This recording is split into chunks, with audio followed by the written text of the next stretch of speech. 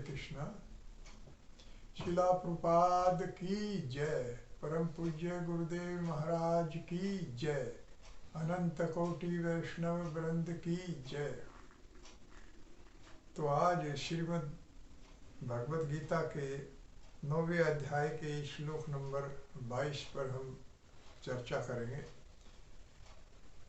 अनन्यास चितयन्तो माम ये जना पर्युपासते तेषां नित्यभियुक्तानां योगक्षेम वहामहम्।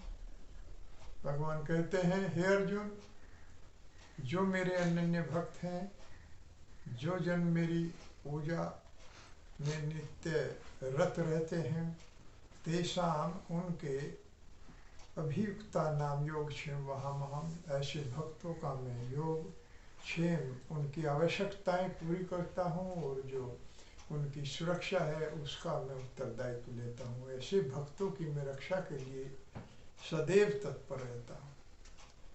तो भगवान किस तरह से अपने अनन्य भक्त की रक्षा करते हैं, इसके उदाहरण श्रीमद् भागवतम में बहुत उदाहरण है। प्रत्येक भक्त को हम देखें, प्रहलाद महाराज को देखें, किस तरह से प्रहलाद महाराज की भगवान ने रक्षा किया है। अनेक प्रकार से प्रहलाद महाराज का वध करने का प्रयास किया गया, लेकिन वो भगवान से अपने संबंध को बनाए हुए थे, इसीलिए उनका बाल भी बाका नहीं हुआ है। इसी तरह से हम देखें कि किस प्रकार से जड़ भरत महाराज की रक्षा भगवान ने की। और यहाँ तक नहीं, भगवान ही नहीं, देवता लोग भी भगवान के भक्तों की रक्षा के लिए सदैव तत्पर रहते हैं। जड़ भरत महाराज ऐसी अवस्था में थे कि सदैव भगवान से नित्य अपना संबंध बनाए रखे थे। वो एक क्षण के लिए भी भगवान से अपने संबंध को नहीं तोड़ते थे, भगवान से विलग नहीं होते थे, जबकि देखने में बिल्कुल पागल जैसे लगते थे। ऐसा व्यवहार करते थे कि लोग उनको पागल समझते थे। एक बार खेत पर उन्हें रक्षा के लिए उनके भाइयों ने भेजा, क्योंकि पागल समझते थे। उनकी भाभी उनको बचा कुचा झूठा खाना देती थी, लेकिन आराम से बड़े प्रेम से उसी को खाते थे। खेत की रक्षा कर रहे थे तो उसी समय एक डाकुओं का सरदार ने, जो कि नर बलि करना चाहता था, और बलि भी कैसी, नर पशु की, अर्थात मनुष्य और पशुओं के समान आचरण करता, उसकी बलि देना चाहता था। माता का भक्त था, उनको बलि करने के लिए उसने एक तलाश किया कि नर पशु के लिए अपने जो सेवक थे उसने भेजे। तो उस समय भरत महाराज खेत की रखवाली पर लगे हुए थे। तो उन्होंने देखा कि किस तरह से मेला कुचेला, कभी स्नान नहीं करते थे, मोटे ताजे थे। तो देखा उन्हीं को कि ये बिल्कुल नर पशु जैसा लग रहा है। उनको पकड़ लिया और अपने सरदार के पास ले गए।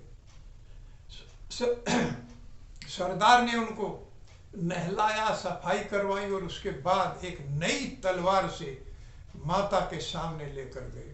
और जैसे ही उस खड्ग से उनकी बलि देने का प्रयास किया, उसी समय माता का जो स्वरूप था वो फट गया और फट करके उसमें से माता प्रकट हो गई। सबसे पहले माता ने अपने उसी भक्त का सर धड़ से अलग कर दिया, और फिर अब उनके अनुचर प्रकट हो गए, और अनुचरों ने उनके समस्त साथियों को की गर्दन को काट दिया और उनके खून का पान करने लगे, और उनके सरों को गेंद की तरह से खेलने लगे, जैसे कोई गेंद खेलता है। तो इस तरह से भगवान के भक्तों की रक्षा देवता लोग भी सदैव तत्पर रहते हैं रक्षा करने के लिए। भगवान तो रहते ही हैं, लेकिन किस प्रकार से गजेंद्र की रक्षा किया। ग्रहा ने पकड़ लिया और धीरे धीरे जल के अंदर खींच रहा था, तो उसी समय भगवान को याद किया। पहले अपने परिवार के सदस्यों को याद किया, लेकिन कोई बचा नहीं पाया। फिर भगवान का स्मरण किया, अपने आप को पूरी तरह से भगवान को समर्पित कर दिया। सो अहम विश्व सर्जम विश्वम विश्वम विश्वमिदम विश्व आत्मजम परम पदम प्राण तो अस्मि परम पदम। किसी भगवान का, कृष्ण का नाम नहीं लिया, राम का नाम नहीं लिया, केवल जो परम पद पर है उसको बुलाया, तो दौड़ करके श्री भगवान आए। सारे देवता वहां पहले से इकट्ठे थे रक्षा करने के लिए, लेकिन जब उन्होंने देखा, अरे ये तो परम पद वाले श्री भगवान को पुकार रहा है, तो श्री भगवान दौड़ करके आए और उन्होंने किस तरह से गजेंद्र की रक्षा किया। किस तरह से भगवान अपने भक्तों को, एक उदाहरण नहीं है, अम्बरीश महाराज की रक्षा किस प्रकार से किया, ध्रुव महाराज की रक्षा किस प्रकार से किया। सदैव भगवान अपने भक्तों की रक्षा के लिए तत्पर रहते हैं। ये है योगक्षेम।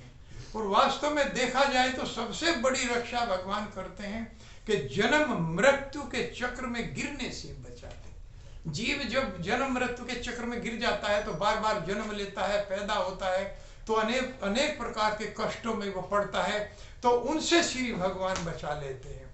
और इस तरह से वो सारी आवश्यकताएं जो भी भक्तों की होती है उनको भी पूरा करते हैं।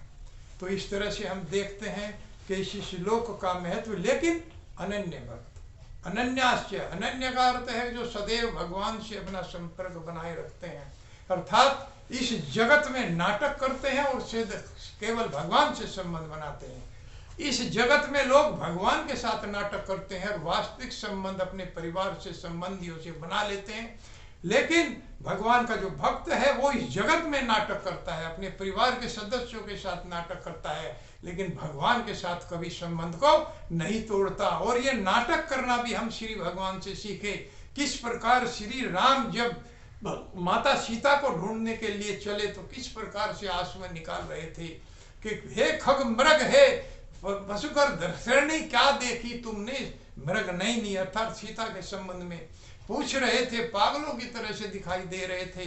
तो अच्छे से अच्छे देखकर भगवान शिव भी, भगवान शिव तो नहीं लेकिन माता पार्वती पूरी तरह से विचलित हो गई कि ये भगवान नहीं हो सकता।